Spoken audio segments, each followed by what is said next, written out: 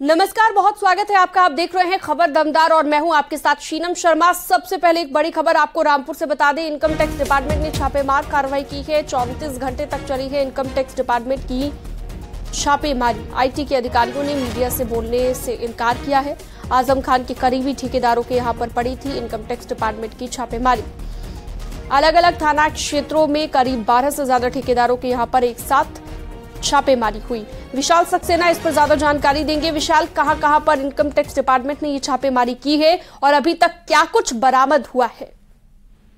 देखिए, रामपुर में अलग अलग थाना क्षेत्रों में करीब 12 से ज्यादा ठेकेदारों के यहाँ आईटी विभाग की टीम ने छापेमारी की थी।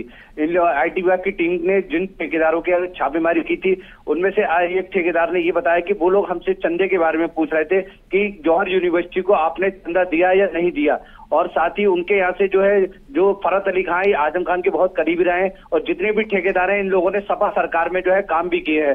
तो जिनकी आईटी विभाग की टीम फरत अली खान के यहाँ से जब निकली तो आईटी विभाग के लोगों ने मीडिया से बोलने से इनकार कर दिया। जब फरत अली खान से बात की गई तो उन्होंने बताया कि मेरा एक मोबाइल वो ले गए, लेकिन मुझे सिम दे गए हैं। साथ ही मेरे घर से 20 लाख रुपए का सोना और क्या कहते हैं 28,000 रुपए बरामद हुए हैं। साथ ही जो दस्तावेज है, कुछ दस्तावेज भी अपने साथ ले गए। तो आईटी विभाग की टीम ने जगह जगह छापेमारी की जिनसे वो कुछ दस्तावेज को जरूरी सामान ले गए। जी, बहुत शुक्रिया तमाम जानकारी के लिए आपका, विशाल सक्सेना। गाजियाबाद में बीटेक की छात्रा के साथ मोबाइल लूट की घटना की कोशिश के दौरान बदमाशों ने उसे धक्का देकर गिरा दिया, जिससे छात्रा सिर के बल सड़क पर गिर गई। इस हादसे में छात्रा के सिर पर चोटें आई हैं। अगले 72 घंटे डॉक्टरों ने बेहद अहम बताए हैं। पुलिस ने लूट का मुकदमा मसूरी थाने में दर्ज किया है। आपको बता दें कि पीड़िता एबीएस कॉलेज की छात्रा है। ये घटना उस वक्त की है जब छात्रा अपने दोस्त के साथ हापुड़ जा रही थी। तभी डासना फ्लाईओवर के पास बाइक सवार बदमाशों ने उससे मोबाइल छीनने की कोशिश की। छात्रा ने उसका विरोध किया तो उसे धक्का दे दिया गया।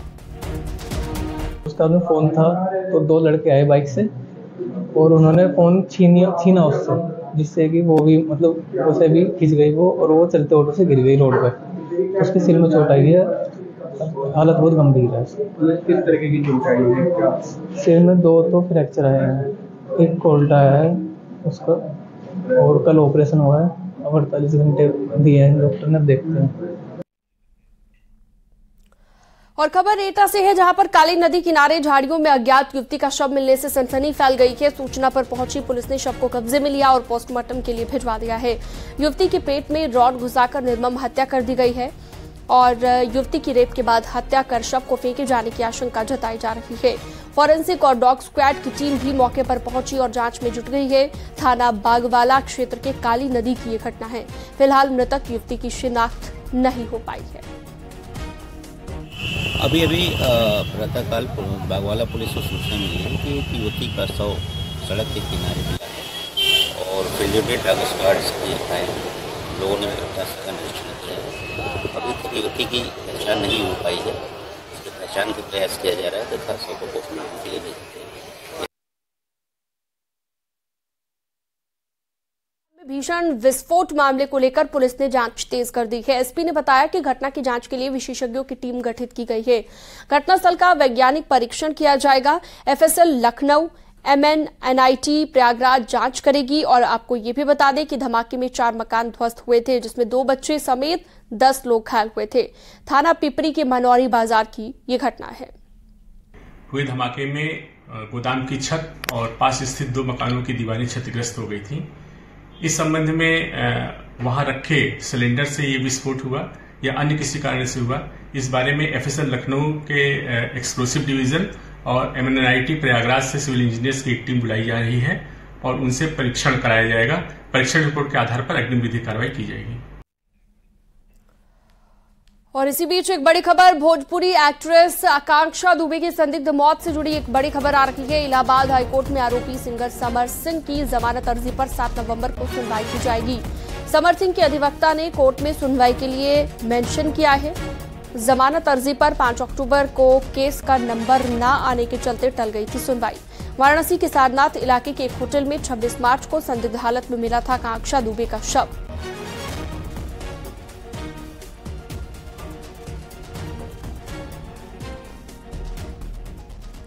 मुजफ्फरनगर में एक प्राइवेट नर्सिंग होम में एक वार्ड बॉय पर छेड़खानी का आरोप लगा है। इलाज कराने गई युवती ने गंभीर आरोप लगाए हैं। पीड़ित युवती के परिजनों ने तब इसकी शिकायत डॉक्टर से की तो नर्सिंग होम में लगे सीसीटीवी कैमरे को खंगाला गया। इसके बाद पीड़ित परिवार ने संबंधित थाने में शिकायत दर्ज कराई। आरोपी के खिलाफ कार्रवाई की मांग की गई है। पुलिस ने इस मामले में शिकायत के आधार पर तुरंत मुकदमा दर्ज कर लिया है। घटना नई मंडी कोतवाली स्थित doctor DB Gautam diabetes centre nursing home की है। एक हॉस्पिटल है जिसका नाम है DB गौतम हॉस्पिटल। उसमें एक लड़की अपना इलाज कराने के लिए आई थी। रात में वहाँ पर वो एडमिट थी। डॉक्टर साहब के जाने के बाद वहाँ के कंपाउंडर जिसका नाम है शोएब सन ऑफ इरशाद, उसके द्वारा उस लड़की के साथ छेड़खानी की गई। इस संदर्भ में लड़की द्वारा शिकायत करी गई है। इस संबंध में हमारे द्वारा थाना नई मंडी में एक मुकदमा पंजीकृत कर लिया गया है तथा आवश्यक वैधानिक कार्रवाई जारी है। गाजीपुर में पुलिस ने फर्जी टीचर को गिरफ्तार कर लिया है। गिरफ्तार टीचर बहादुरगंज नगर पंचायत अध्यक्ष की पत्नी है। आरोप के मुताबिक रियाज अंसारी की पत्नी निखत परवीन ने जाली दस्तावेजों के जरिए मदरसे में असिस्टेंट टीचर की नौकरी हासिल की थी। लंबे वक्त से वो मदरसे में नौकरी कर रही थी। जांच में हुए खुलासे के बाद पुलिस ने आरोपी निखत को गिरफ्तार भी कर लिया है। निखत बहादुरगंज नगर पंचायत की अध्यक्ष भी रह चुकी है। निखत का पति रियाज मुख्तार अंसारी का बेहद करीबी बताया जा रहा है। बहादुरगंज नगर पंचायत के जो वर्तमान चेयरमैन हैं, इनकी पत्नी जो सोनबीपुर में नगर पंचायत की चेयरमैन रह चुकी हैं, इनके द्वारा फर्जी दस्तावेज लगाकर वहाँ के मदरसे में सहायक अध्यापिका की नौकरी प्राप्त की गई थी, जिसकी अल्पसंख्यक विभाग द्वारा जांच की गई। उसी क्रम में जिला अल्पसंख्यक अधिकारी के द्वारा उनके खिलाफ सुसंगत धाराओं में अभियोग पंजीकृत कराया गया है, जिसमें पूर्व नगर पंचायत अध्यक्ष की गिरफ्तारी करके उन्हें जेल भेजा जा रहा है और इसकी विस्तृत जांच चल रही है। और भी जो लोग इस पूरे नेटवर्क में इस फर्जीवाड़े में सम्मिलित होंगे, उनके विरुद्ध भी। लखनऊ में पीईटी परीक्षा में सेंध लगाने वाले 5 सॉल्वर को यूपीएसटीएफ ने गिरफ्तार कर लिया है। आरोपियों के पास से ब्लूटूथ डिवाइस बरामद हुई है। माउंट लिटेरा जी स्कूल उन्नाव से सुजीत कुमार, भगवत प्रसाद मेमोरियल इंटर कॉलेज चिला रोड बांदा से पंकज मौर्य को गिरफ्तार किया गया, जबकि सुधाकर महिला इंटर कॉलेज खजूरी वाराणसी से जितेंद्र कुमार वर्मा, गिरोह का सरगना दीपक कुमार पटेल कोराही प्रतापगढ़ से पकड़ा गया। प्रयागराज से अजय कुमार पटेल उर्फ गामा को गिरफ्तार किया गया है। क्या कहाँ के रहने वाले हो? इलाहाबाद के सर। तो तुम नकल कर रहे थे? बोलो। उन्नाव में पीईटी एग्जाम के दौरान एक सॉल्वर पकड़ा गया है। बायोमेट्रिक हाजिरी में आरोपी का फिंगर मिसमैच होने पर कक्ष निरीक्षक ने उसे पकड़ा है। केंद्र व्यवस्थापक की सूचना पर पुलिस ने सॉल्वर को हिरासत में ले लिया। सॉल्वर मुकेश कुमार छात्र अरुण की जगह दे रहा था परीक्षा। सॉल्वर परीक्षा देने के लिए 25,000 रुपए दे चुका था और उन्नाव के सर सैयद पब्लिक स्कूल परीक्षा केंद्र का ये मामला है।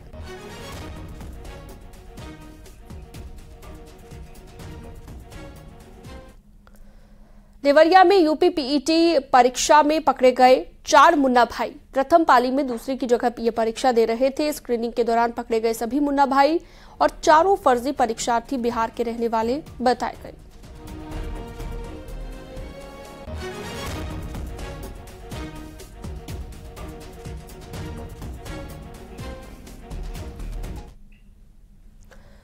खबर बरेली से, जहां पर एक घोड़ा गिरने के बाद एक घोड़ा चालक ने अपने घोड़े को मारना शुरू कर दिया। इसके बाद वहां पर मौजूद एक शख्स ने हंगामा कर दिया। बाद में शख्स ने घोड़े चालक से माफी भी मंगवाई है और माफी मंगवाने का वीडियो भी लगातार वायरल हो रहा है। मामला किला थाना क्षेत्र का है। प्रधानमंत्री नरेंद्र मोदी ने वीडियो कॉन्फ्रेंसिंग के जरिए 51,000 युवाओं को नियुक्ति पत्र बांटे हैं। रोजगार मेला देश भर में 37 स्थानों पर आयोजित किया गया। चंदौली के मगसल राय के मानस नगर ऑडिटोरियम में रोजगार मेले का आयोजन किया गया, जिसमें केंद्रीय मंत्री महेंद्र नाथ पांडे मौजूद रहे। चंदौली जिले में कुल 147 लोगों को नियुक्ति पत्र दिया गया।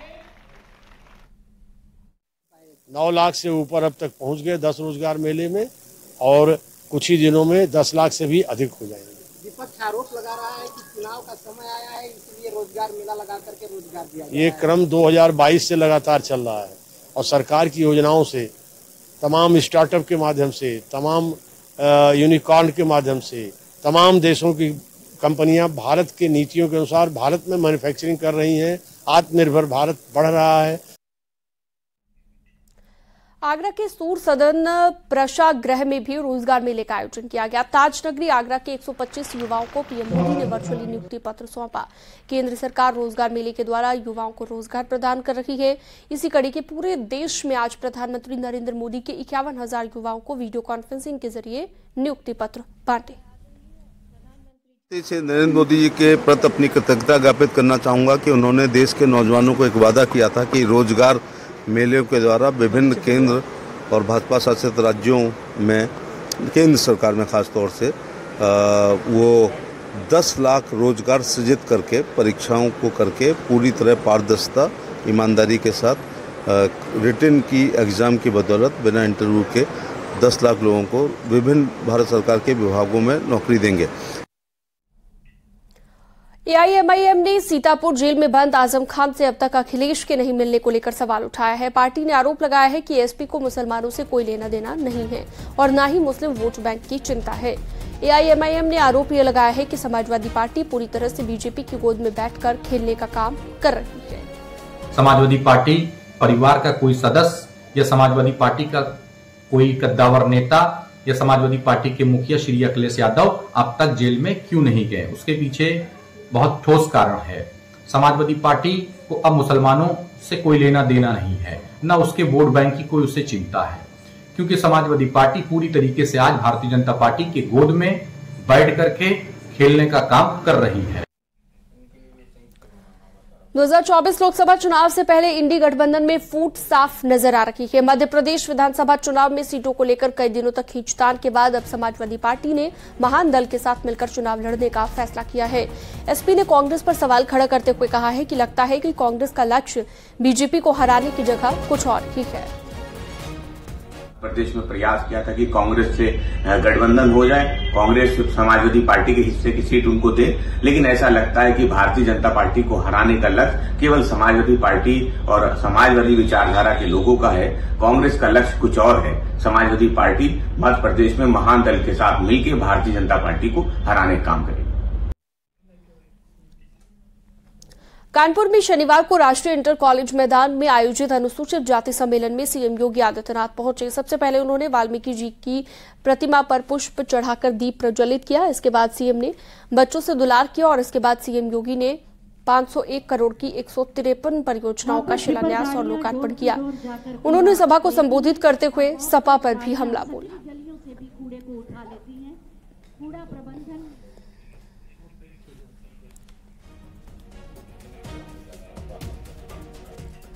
इससे पहले सीएम योगी ने औरैया में नारी शक्ति वंदन सम्मेलन में शिरकत की, जहां पर उन्होंने 688 करोड़ रुपए की 145 परियोजनाओं का लोकार्पण और शिलान्यास किया।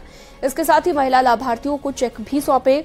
ककोर के तिरंगा मैदान में आयोजित नारी शक्ति संवाद महिला सम्मेलन में उन्होंने आधी आबादी को संबोधित करते हुए कहा कि बेटियों बहनों का सम्मान लक्ष्मी के रूप में हो रहा है, बेटियों की सुरक्षा की गारंटी है। सीएम ने कहा कि डबल इंजन की सरकार का मिशन आधी आबादी का सम्मान करना है।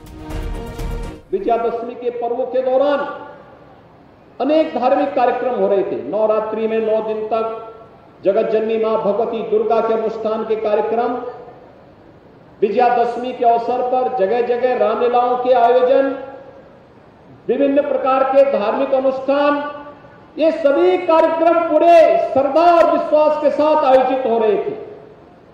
लेकिन आपने देखा होगा कि शांतिपूर्ण तरीके से सभी कार्यक्रम संपन्न हुए। अब समय नहीं।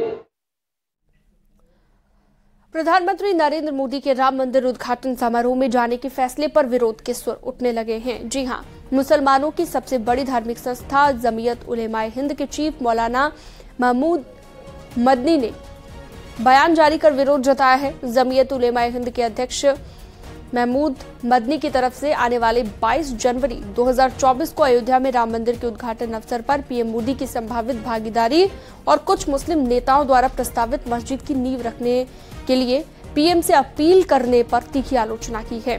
मौलाना मदनी ने अपने बयान में कहा कि हम स्पष्ट रूप से ये कहना चाहते हैं कि अयोध्या विवाद में सुप्रीम कोर्ट का जो निर्णय था हम उसको सही नहीं मानते हैं। ये कही जाती है अयोध्या से मुताल्लिक कि वहां मस्जिद बनाई जा रही है, हमारे वजीर आजम जाएंगे उसका इफ्तिताह करेंगे, ऐसी खबरें आ रही हैं। तो हम इस बारे में बहुत वाज़ेह तौर पर दो बात कहना चाहते हैं। एक तो ये कि हम उस फैसले को जो अयोध्या के बारे में आया है कोर्ट की तरफ से, उस फैसले को सही नहीं मानते हैं। हमारा ये मानना है कि वो फैसला गलत माहौल में, गलत तरीके से, गलत बुनियादों पर किया गया है। तो उधर मौलाना महमूद मदनी के बयान पर अयोध्या के संतों ने नाराजगी व्यक्त की है। मौलाना मदनी ने जो माननीय प्रधानमंत्री जी को लेकर के कोर्ट के अगेंस्ट बयान दिया है, यह आपत्तिजनक है। अयोध्या से आचार्य पीठ तपस्वी छावनी पीठाधीश्वर जगत गुरु परमहंस आचार्य मैं मांग करता हूं कि एनएसए के तहत इनके ऊपर कार्रवाई हो, क्योंकि सर्वोच्च न्यायालय की अवमाननापूर्ण इनका बयान है, नफरत फैलाने वाला बयान है। मौलाना मदनी ने जो माननीय प्रधानमंत्री जी को लेकर के कोर्ट के अगेंस्ट बयान दिया है, यह आपत्तिजनक है। अयोध्या से मौलाना मदनी पाकिस्तानी और आतंकवादी सोच के आदमी हैं। ऐसे लोगों पर सख्त से सख्त कार्रवाई करना चाहिए जो भारतीय संविधान के और सुप्रीम कोर्ट के ताने बाने को बिगाड़ने का कार्य करते हैं। इनको इस देश से बाहर भेजना चाहिए। ऐसे पाकिस्तानी मानसिकता और आतंकवादी मानसिकता के लोगों को देश में कोई स्थान नहीं मिलना चाहिए। तो उधर डिप्टी सीएम केशव प्रसाद मौर्य ने मदनी के बयान पर कहा कि ऐसे बयान केवल प्रचार पाने का माध्यम होते हैं। देखिए, ऐसा है कि जो इस प्रकार के बयानवीर लोग हैं, अपनी बयानवीरता जब दिखावें तो मुझे आपको भी सबको निवेदन करना है, उनको फैलावें ना। उनके बयान का कोई महत्व है। सर्वोच्च अदालत का फैसला हो चुका है, रामलला का भव्य मंदिर बनकर के तैयार हो गया है, हो रहा है, और 22 जनवरी को रामलला अपने जन्मस्थान पर विराजमान होने जा रहे हैं। इस प्रकार के बयानबाजी केवल प्रचार पाने का एक बहुत घटिया तरीका है। अयोध्या में डिप्टी सीएम केशव प्रसाद मौर्य की राम भक्ति दिखाई दी। आज अयोध्या के दौरे के दौरान डिप्टी सीएम हेलीकॉप्टर के अंदर रामधुन गाते रहे और हेलीकॉप्टर में बैठे बैठे राम मंदिर देखकर हाथ जोड़कर प्रणाम किया।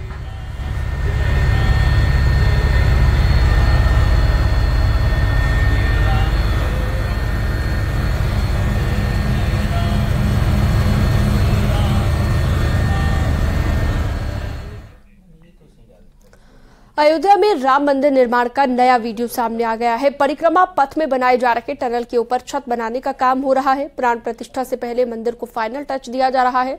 पहली बार 2.77 एकड़ पर हो रहे मंदिर निर्माण के ड्रोन शॉट्स भी सामने आए हैं। राम जन्मभूमि मंदिर के भीतर नक्काशी के काम की भी तस्वीर सामने आई है।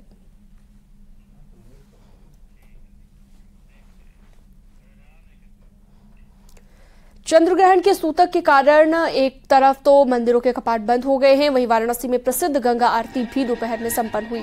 आपको बता दें कि 32 सालों में चौथी बार ऐसा हुआ है जब गंगा आरती दोपहर में संपन्न की गई। श्रद्धालुओं की भीड़ भी गंगा आरती के समय पहुंची हुई थी। चंद्रग्रहण के कारण ये आरती दोपहर में ही संपन्न करा दी गई। चंद्रग्रहण लग रहा है रात में 1:09 से, तो उसके 9 घंटे पहले सूतक काल लग जाता है। तो इसको देखते हुए आरती जो है दोपहर में की जा रही है और ये 34 साल में चौथी बार ये आरती ऐसे की जा रही है और ये पूरी परंपरा निभाई जा रही है। कल लखनऊ में भारत और इंग्लैंड का मुकाबला होना है, लिहाजा प्रशासन भी पूरी तरह से अलर्ट है। जाम की स्थिति से बचने के लिए शहीद पथ की तरफ जाने वाले सभी रास्तों पर रूट डायवर्जन रहेगा। ये नियम रविवार सुबह 8 बजे से मैच खत्म होने तक लागू होगा। शहीद पथ पर मैच के दौरान किराए की टैक्सी कार के अलावा छोटे कॉमर्शियल गाड़ियां भी प्रतिबंधित रहेंगी।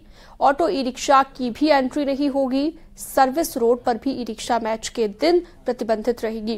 क्रिकेट मैच के दौरान 50 सिटी बसें चलेंगी और इनका रूट तय कर लिया गया है, जबकि प्राइवेट वाहन और पास धारक अहिमा माऊ से HCL की तरफ से वाटर टैंक तिराहा होते हुए पलासियो मॉल की तरफ तय पार्किंग तक जा सकेंगे।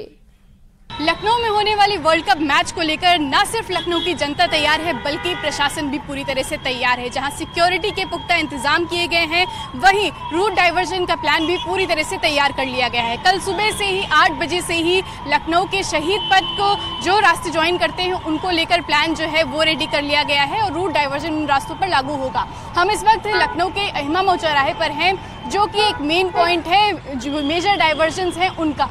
जो रूट्स इस चौराहे पर आते हैं उनके लिए गाइडलाइंस पहले से ही जारी कर दी गई हैं और साथ ही ये भी कहा गया है कि जो लोग मैच देखने के लिए लखनऊ के इकाना स्टेडियम पहुंच रहे हैं वो कोशिश करें कि वो टू व्हीलर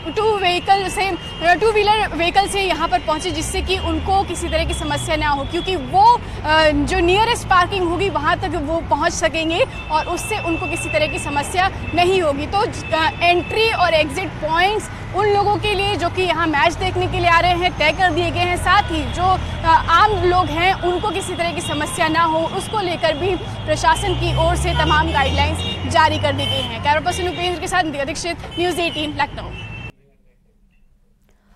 लखनऊ में कल होने वाले भारत बनाम इंग्लैंड विश्व कप के मुकाबले को लेकर खासा उत्साह देखने को मिल रहा है। मैच के टिकट सोल्ड आउट है, दूर दूर से क्रिकेट प्रेमी लगातार पहुंच रहे हैं। इस बीच लखनऊ में वर्ल्ड कप के उत्साह की तस्वीरें सामने आ रही हैं। इकाना स्टेडियम में India versus England world cup match को लेकर तैयारियां पूरी हो गई हैं। हम इस वक्त इकाना स्टेडियम के बाहर मौजूद हैं, जहां हमारे साथ विराट कोहली, शिखर धवन और तमाम क्रिकेट फैंस मौजूद हैं। आपसे जानना चाहेंगे, आपके लुक्स विराट से काफी मिल रहे हैं, तो आप कहां से आए? मैं चंडीगढ़ से हूँ, स्पेशली यहाँ पर मैच देखने लखनऊ में, इंडिया वर्सेस इंग्लैंड। अच्छा, अपना नाम भी बता दीजिए और ये बताइए कि आप यहाँ आए, सब हम देख रहे हैं, सब आपके साथ फोटो खिंचा रहे हैं। मेरा नाम कार्तिक है और मेरे को लोग इंस्टाग्राम पे कार्तिक। और वक्त एक छोटे से ब्रेक का है, जल्द लौटते हैं।